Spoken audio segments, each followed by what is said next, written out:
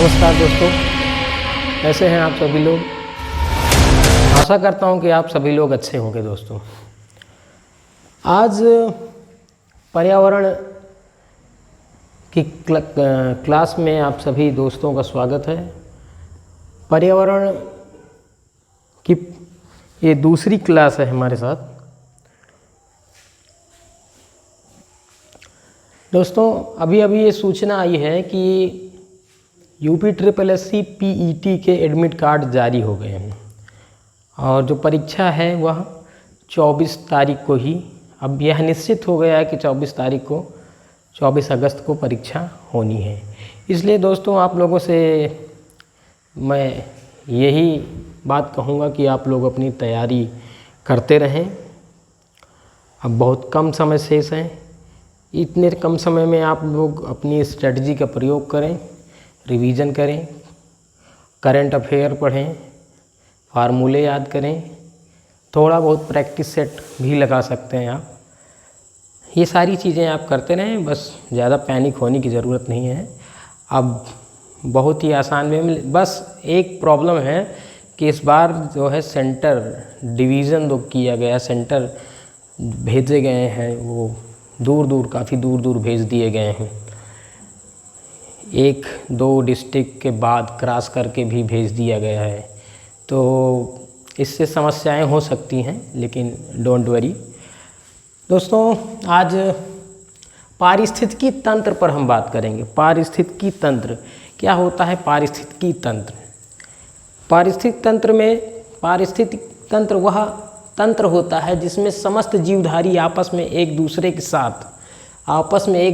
साथ तथा पर्यावरण के उन सभी भौतिक तथा रासायनिक कारकों के साथ परस्पर क्रिया करते हैं। तो ऐसे तंत्र को हम क्या कहते हैं? पारिस्थितिकी तंत्र कहते हैं, जिसमें जितने भी जीवधारी हैं, समस्त जीवधारी आपस में एक दूसरे के साथ तथा पर्यावरण के सभी भौतिक तथा रासायनिक घटकों के साथ परस्पर क्रियाशील रहते हैं, क्रिया करते हैं। तो ऐसे तंत्र को हम पारिस्थितिकी तंत्र कहते हैं। दोस्तों, सर्वप्रथम 1935 ईस्वी में पारिस्थितिकी तंत्र की विचारधारा का प्रतिपादन A.G. टेंसले महोदय ने किया था। यह प्रतियोगी परीक्षाओं में कई बार पूछा जा चुका है कि पारिस्थितिकी तंत्र का विचार किसने दिया। तो पारिस्थितिक तंत्र का विचार का प्रतिपादन सबसे पहले A.G. टेंसले महोदय ने किया है। यह एक इम्पॉर्टेंट तथ्य है, इसलिए मैंने रेड से इसको हाईलाइट किया है।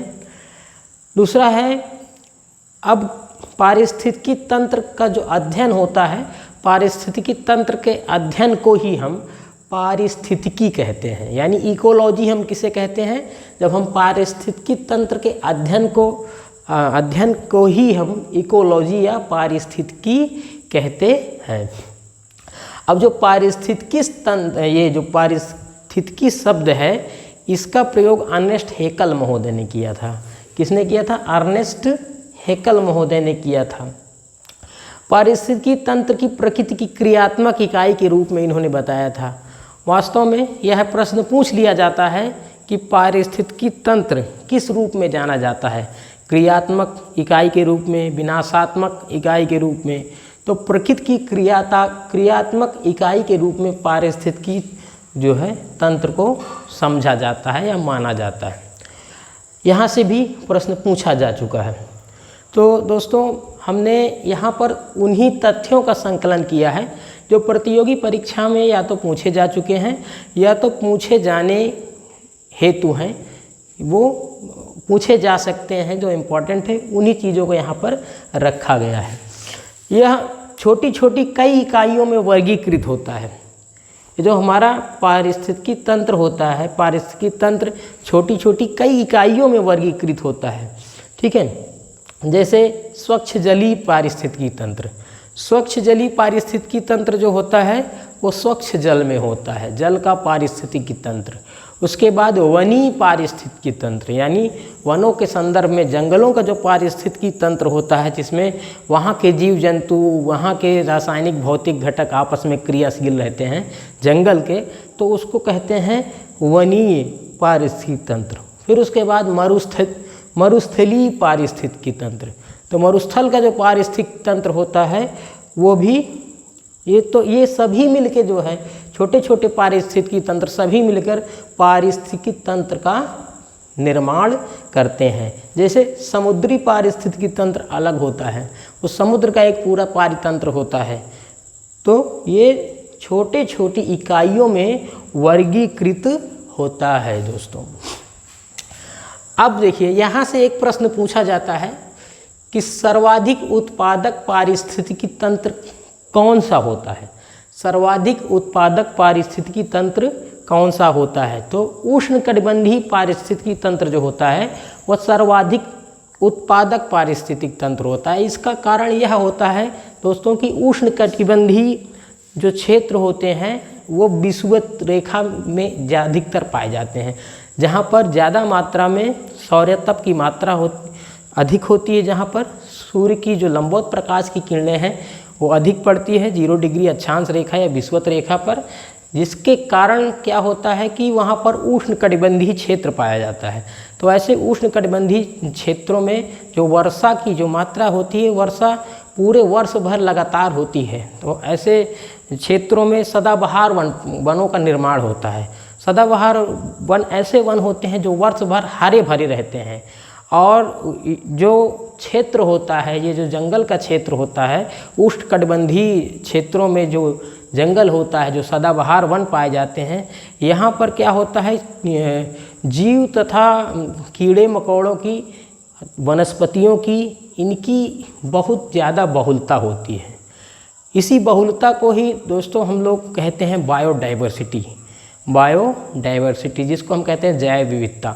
जीवों तथा वनस्पतियों की बहुलता को ही हम जैव विविधता कहते हैं। तो वहाँ ऐसे क्षेत्रों में जो उष्णकटिबंधीय क्षेत्र हैं वहाँ पर जैव विविधता की बहुलता पाई जाती है। जैव विविधता की बहुलता से हमारा तात्पर्य यह है कि यदि आप एक कदम भी चल देंगे तो कीड़े मकोड़ों की जो कीटों की प्रजातियां हैं वो लाखों प्रजातियां आपके जो है पाँव के नीचे दब जाएगी। तो यानी वहाँ पर बहुत ज़्यादा मात्रा में कीटों की, वनस्पतियों की, इन सभी की प्रजातियां बहुत ज़्यादा पाई जाती है। और सदाबहार जो वन होते हैं इनमें ऊंचा उठने की प्रतिस्पर्धा होती है। कारण ये है कि वहाँ सूर्य का प्रकाश बहुत कम मात्रा में, इतने घने जंगलों में सूर्य का प्रकाश बहुत कम मात्रा में पहुँच पाता है। तो सूर्य का प्रकाश पाने के लिए और अपना भोजन बनाने के लिए, अपनी वृद्धि तथा विकास के लिए वहाँ के जो पौधे होते हैं, जैसे बीजांकुर होता है वैसे ही वो बहुत तेज़ी से ऊपर उठते हैं कि सूर्य का प्रकाश ज़्यादा मिल जाए और भोजन हम बना सकें। क्योंकि वहाँ पर बहुत घने वृक्ष होते हैं इसलिए सूर्य की बहुत कम मात्रा मिलती है। तो ऐसे क्षेत्रों में, उष्णकटिबंधीय क्षेत्रों में जो है होता ये है कि ऊंचा उठने की प्रतिस्पर्धा होगी कि कौन सा वृक्ष कितना ऊंचा जाएगा। तो ऊंचाई वाले जो वृक्ष होते हैं ऐसे क्षेत्रों में पाए जाते हैं। तो प्रश्न यह पूछा जाता है कि उष्णकटिबंधीय पारिस्थितिकी तंत्र सर्वाधिक उत्पादक पारिस्थितिकी तंत्र किसे कहते हैं? तो उष्णकटिबंधीय पारिस्थितिकी तंत्र सर्वाधिक उत्पादक पारिस्थितिकी तंत्र होता है। अब देखिए घटक की हम बात कर लें।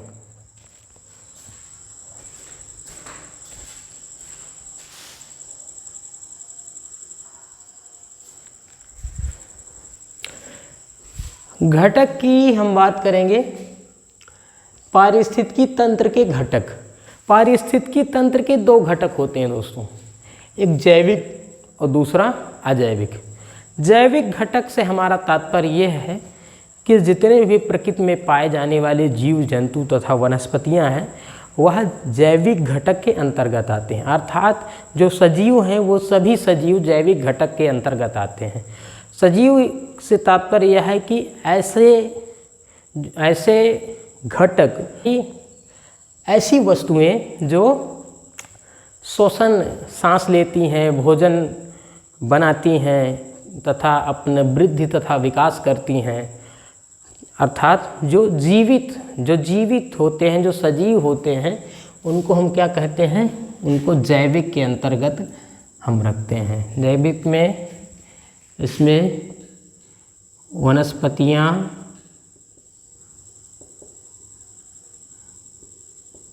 पेड़ पौधे,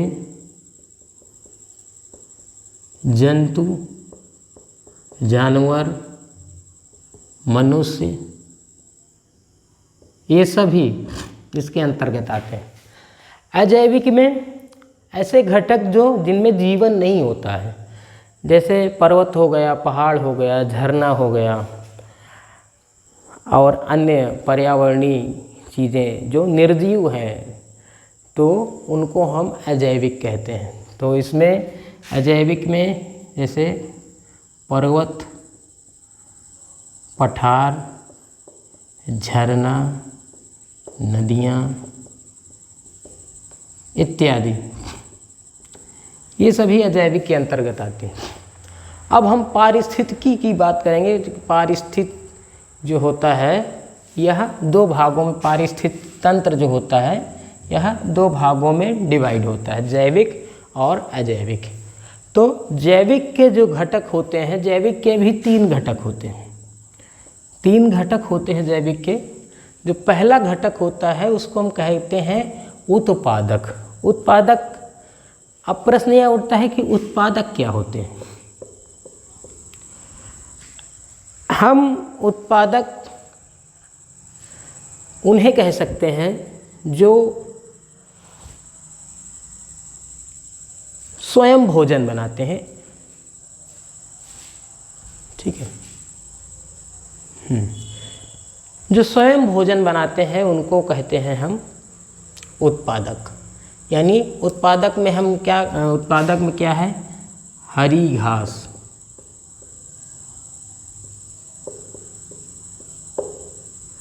हरी घास हो गई, पौधे हो गए,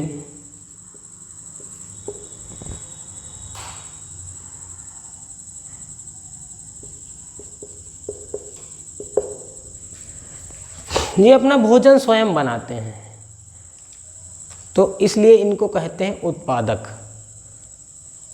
उत्पादक अपने भोजन के लिए ये अपना स्वयं से भोजन बनाते हैं और दूसरे पर आश्रित नहीं होते हैं।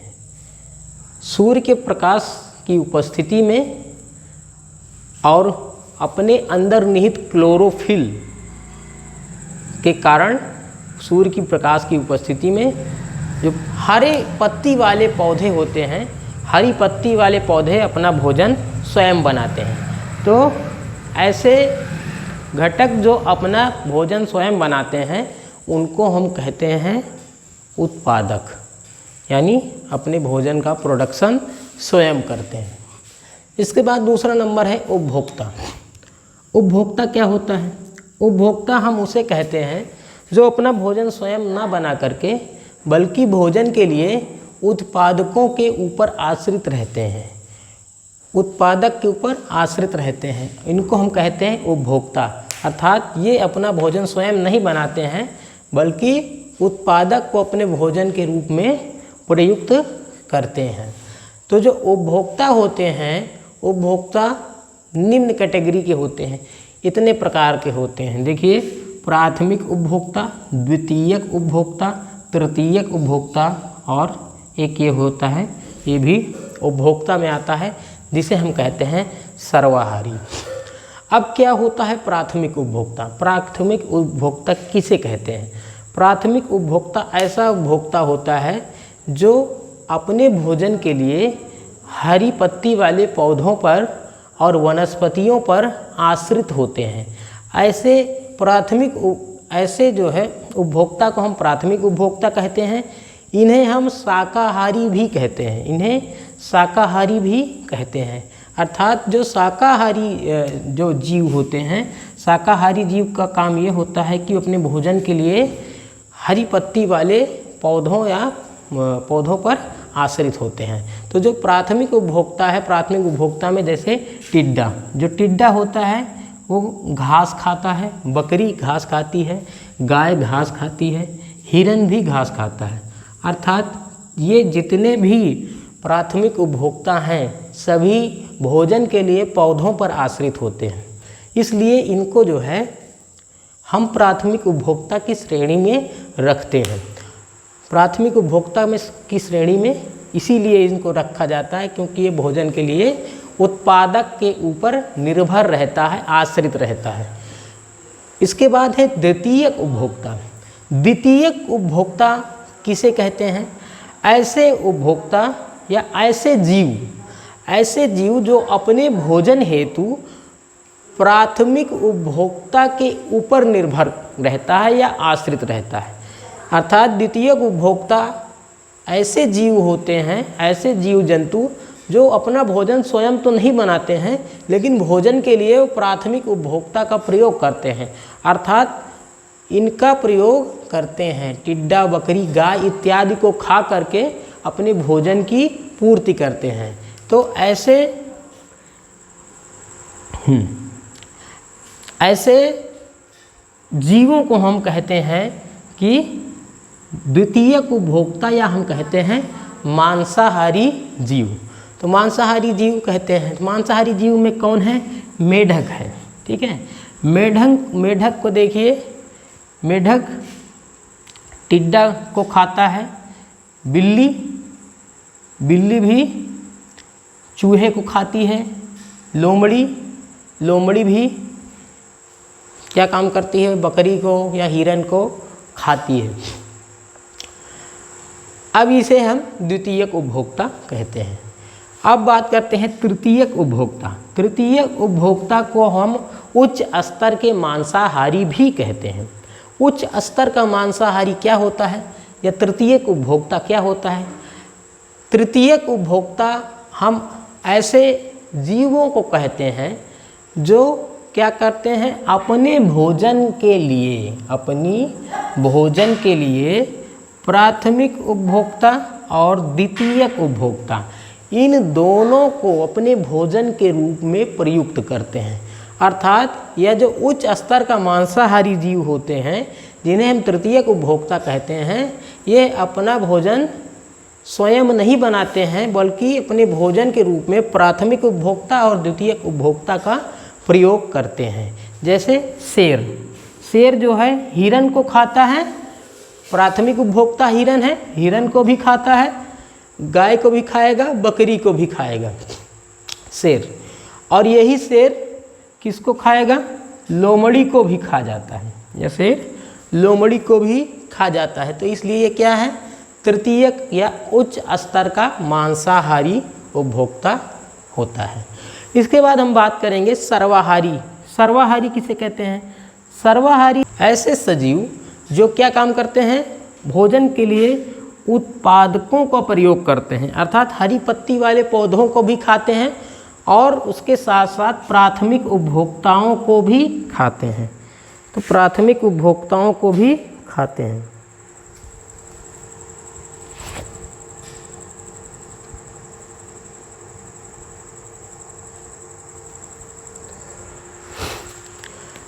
प्राथमिक उपभोक्ताओं को भी खाते हैं। तो ऐसे जीवधारियों को सर्वाहारी कहते हैं। तो सर्वाहारी में कौन सा आता है? जैसे मनुष्य हो गया, बिल्ली, कौवा, मोर, ये सभी क्या हैं? सर्वाहारी हैं। मनुष्य क्या करता है?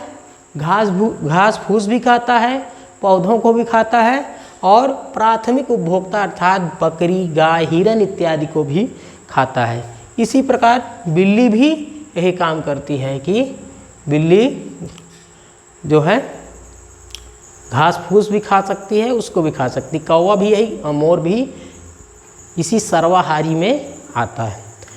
अब इसके बाद है अपघटनकर्ता। अपघटनकर्ता क्या होते हैं? अपघटनकर्ता को प्रकृति का सफाई कर्मी भी कहते हैं। प्रकृति का सफाई कर्मी, ये प्रश्न पूछा जाता है कि प्रकृति का सफाई कर्मी किसे कहते हैं? तो अपघटनकर्ताओं को प्रकृति का सफाई कर्मी कहा जाता है। तो अपघटनकर्ता क्या होते हैं? ये सूक्ष्म जीव होते हैं। क्या होते हैं? सूक्ष्म जीव होते हैं। ये इन सूक्ष्म जीवों का प्रयोग होता है कि जितने भी मृत जीव हैं, मृत जीवों को ये उनका भक्षण करते हैं, उनको खा करके उनको पुनः से कार्बन में तब्दील कर देते हैं। अर्थात जिस कार्बन से उनकी उत्पत्ति हुई थी, उस कार्बन में उसको पुनः तब्दील करने का काम करते हैं। तो ऐसे जीवों को, ऐसे सूक्ष्म जीवों को अपघटनकर्ता कहते हैं। ऐसे सूक्ष्म जीवों को अपघटनकर्ता कहते हैं और इन्हें मृतभक्षी कहते हैं। इन्हें मृतभक्षी कहते हैं। तो मृतभक्षी, और जो मृतभक्षी कौन होता है, इसमें जीवाणु आता है यानी बैक्टीरिया, और कवक आते हैं, फंगई। कवक और जीवाणु अपघटनकर्ता के रूप में प्रकृति को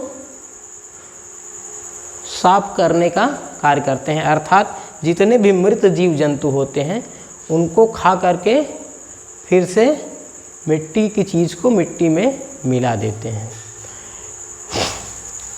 अंतर्राष्ट्रीय सम्मेलन, अंतर्राष्ट्रीय सम्मेलन की बात करेंगे।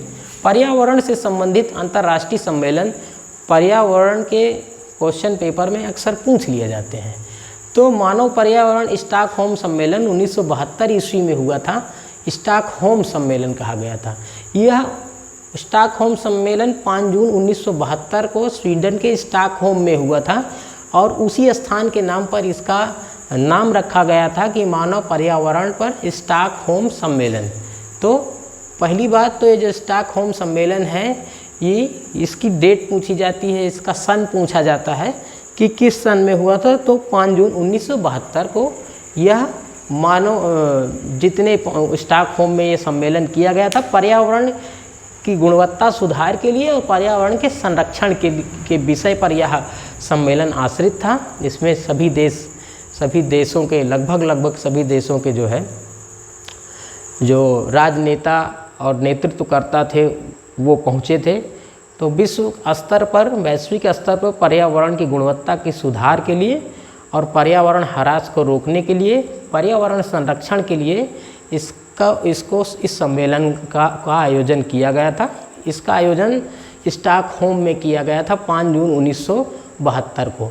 तो अब देखिए, ये पर्यावरण, इसका विषय था पर्यावरण संरक्षण पर अंतर्राष्ट्रीय प्रयास, यानी पर्यावरण की रक्षा के लिए एक अंतर्राष्ट्रीय प्रयास था। 5 जून 1972 को यह आयोजित हुआ था स्टॉकहोम में। तभी से 5 जून को विश्व पर्यावरण दिवस मनाया जाने लगा। यानी जो विश्व पर्यावरण दिवस है वह स्टॉकहोम सम्मेलन जब हुआ था उसी के बाद से मनाया जाने लगा। इसी स्टॉकहोम सम्मेलन की जो डेट थी उसी डेट को विश्व पर्यावरण दिवस घोषित कर दिया गया था सम्मेलन के बाद। तभी से 1972 से विश्व पर्यावरण दिवस मनाया जाने लगा। ठीक है, इसके लिए जो थीम था, सभी के लिए एक ही पृथ्वी का सिद्धांत। सभी के लिए एक ही पृथ्वी का सिद्धांत। 5 जून 1972 को UNEP 1972 से ही UNEP कार्यक्रम का जन्म हुआ, यूनाइटेड नेशन इन्वायरमेंटल प्रोग्राम, अर्थात संयुक्त राष्ट्र पर्यावरण कार्यक्रम का जन्म इसी स्टॉकहोम सम्मेलन के उपरांत हुआ। और तब से ये UNEP जो है, ये कार्यक्रम लगातार चलता है और पर्यावरण के संरक्षण के लिए अंतर्राष्ट्रीय स्तर पर संरक्षण एवं सुधार का कार्य UNEP करता है, यूनाइटेड नेशन इन्वायरमेंटल प्रोग्राम। उसके बाद है पृथ्वी सम्मेलन। पृथ्वी सम्मेलन 1992 ईस्वी में हुआ था। यह 3 जून 1992 में ब्राज़ील की राजधानी रियो डी जेनेरियो में हुआ था। ब्राज़ील की राजधानी रियो डी जेनेरियो में हुआ था। यह इसका जो उद्देश्य, इसका लक्ष्य था पर्यावरण और विकास पर एक दस्तावेज, पर्यावरण विकास पर एक दस्तावेज जारी किया गया, एक दस्तावेज बनाया गया। पृथ्वी सम्मेलन जब हुआ तो पृथ्वी सम्मेलन में ही एक दस्तावेज को जारी किया गया। यह दस्तावेज में कुल जो मुद्दे थे, पर्यावरण संरक्षण के कुल मुद्दे थे, वो 21 मुद्दे थे। तो इसी को एजेंडा बना के एजेंडा 21 नामक एक दस्तावेज जारी किया गया, एजेंडा 21। हाँ, ये प्रश्न पूछ लिया जाता है कि एजेंडा 21 जो है किस सम्मेलन में जारी किया गया। तो पृथ्वी सम्मेलन 1992 में हुआ था, तभी जो है एजेंडा 21 का जन्म हुआ था। एजेंडा 21 का जन्म हुआ था।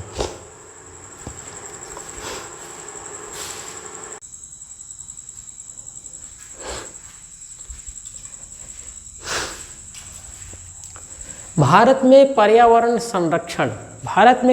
संरक्षण हेतु क्या किया गया उसके संदर्भ में बात करते हैं। पर्यावरण संरक्षण 1986 को लागू किया गया। यह पर्यावरण संरक्षण 1986 को इसलिए लागू किया गया क्योंकि 1972 में जो संयुक्त राष्ट्र संघ द्वारा संयुक्त राष्ट्र की घोषणा किया गया था पर्यावरण की नीतियों को लागू करने के लिए, उन नीतियों को लागू करवाने हेतु यह पर्यावरण संरक्षण अधिनियम 1986 को यहाँ भारत में लागू किया गया। यह अधिनियम 1972 में हुए मानव पर्यावरण पर संयुक्त राष्ट्र की घोषणा को लागू करने के लिए पारित किया गया। 19 नवंबर 1986 से यह प्रभावी रूप से लागू हो गया। पर्यावरण संरक्षण एवं सुधार के लिए योजना तैयार करना।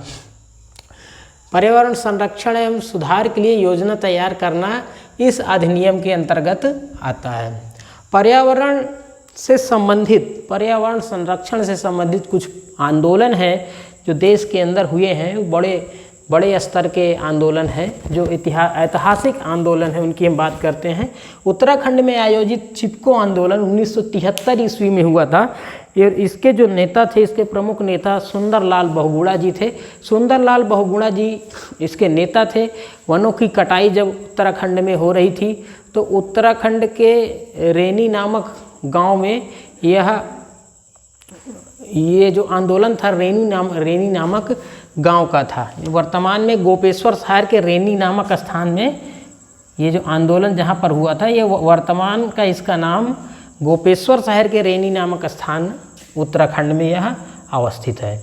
तो यहीं पर यहाँ की जो महिलाएं थी उन्होंने वनों के काटने के विरोध दर्ज कराते हुए वनों से चिपक कर या पेड़ों से चिपक करके अपना विरोध दर्ज कराया था। उनका कहना यह था कि पेड़ों को काटने से पहले आपको हमारे ऊपर वार करना पड़ेगा। तो इससे यह प्रश्न पूछा जाता है, 2 प्रश्न पूछा जाता है। एक यह पूछा जाता है कब हुआ था, तो 1973 ईस्वी में। उसके प्रमुख नेता पूछा जाता है, तो इसके प्रमुख नेता सुंदरलाल बहुगुणा। ये किस लिए चिपको आंदोलन से क्या तात्पर्य है, तो इसमें महिलाएं थी वहाँ की उत्तराखंड की जिन्होंने वनों की रक्षा हेतु प्रयास किया था, पेड़ों से चिपक करके उनकी रक्षा करने का आंदोलन किया था। एक जोधपुर शहर के खेजड़ी गांव की खेजड़ी वनों की रक्षा करने का मामला था, जिसको अमृता देवी बिश्नोई, आज से लगभग 300 साल पहले अमृता देवी बिश्नोई ने, जो जोधपुर शहर के खेजड़ी गांव की थी, उन्होंने खेजड़ी वनों की रक्षा करते हुए अपनी जान दे दी थी। यह भी प्रश्न पूछ लिया जाता है। तो ये महिला का नाम था अमृता देवी बिश्नोई। अमृता देवी बिश्नोई। इन्होंने किस प्रकार के वृक्षों की रक्षा हेतु अपनी जान गंवा दी? खेजड़ी नामक वृक्षों की रक्षा हेतु अपनी जान गंवा दी। उसके बाद दूसरा प्रमुख आंदोलन है अपिक्को आंदोलन। वास्तव में दोस्तों यह अपिक्को जो आंदोलन था चिपको आंदोलन का ही एक रूप था, जो कि कर्नाटक में, जिसकी शुरुआत कर्नाटक में हुई थी। और इसके जो प्रमुख नेता थे पांडुरंग हेगड़े थे। यह आंदोलन 1989 में हुआ था। तो 1973 में चिपको आंदोलन हुआ था। इसी का एक प्रतिरूप अपिक्को आंदोलन 1983 ईस्वी में हुआ था। इसके बाद है नर्मदा बचाओ आंदोलन। नर्मदा नदी पर जब बांध बनाया जा रहा था 1989 ईस्वी में, तो बांध के विरोध में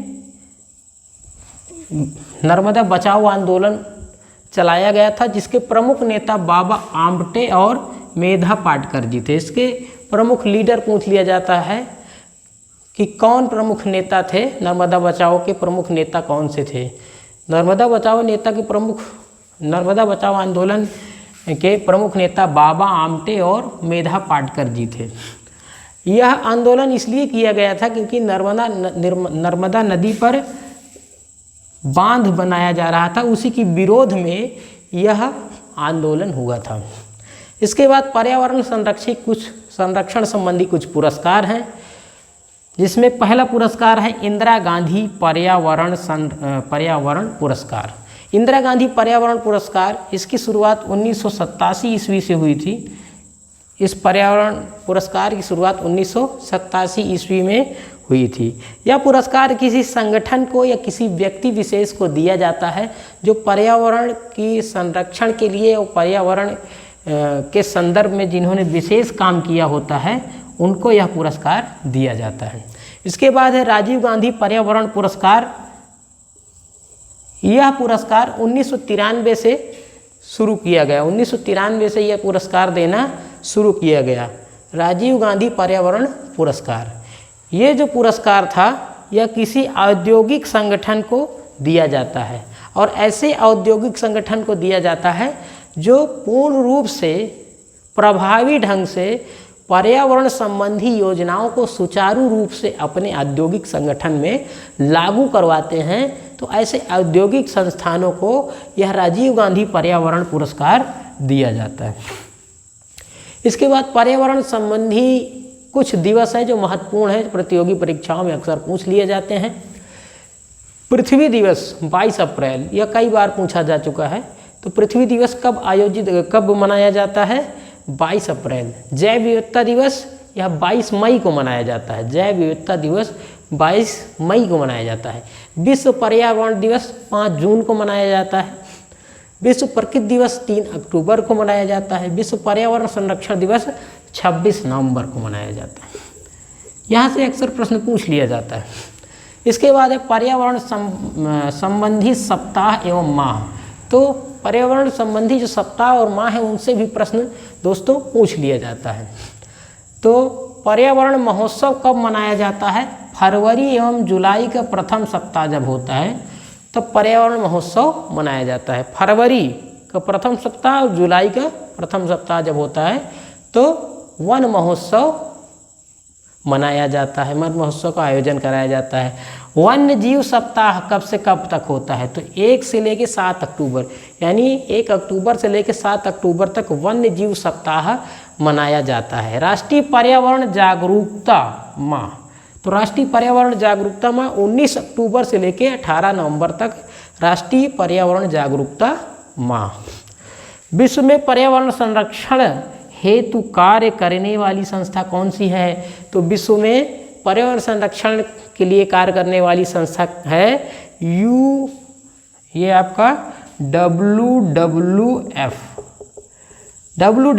इसका फुल फॉर्म है world wild life fund for nature.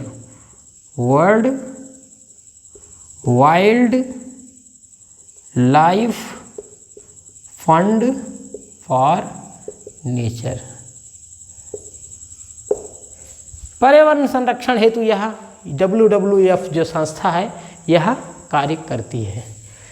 तो दोस्तों हमारा जो पर्यावरण का टॉपिक था, जो प्रमुख प्रश्न यहाँ से टेट तथा सीटेट में बहुत प्रश्न पूछे जाते हैं, जो भी महत्वपूर्ण था सब कुछ मैंने इसमें समायोजन व्हाइट बोर्ड पर कर दिया है। इससे ज़्यादा कुछ आज तक पूछा नहीं गया है, इसके बाहर नहीं पूछा गया है दोस्तों। इसलिए इसी को थोड़ा सा अच्छे से तैयार करने की ज़रूरत है। इसको नोट्स बना के आप लोग लिख लीजिए। सभी जो डेट हैं, सभी जो यहाँ पर जितने सन हैं, इनको अच्छे से याद कर लीजिएगा, क्योंकि यहाँ सन से और इनके नेताओं के नाम पूछ लिए जाते हैं। इसीलिए मैंने इसको जो है यहाँ पर पूरा लिखवा दिया है। तो दोस्तों आज का जो हमारी जो पर्यावरण की क्लास थी यहीं पर समाप्त करते हैं। जय हिंद दोस्तों।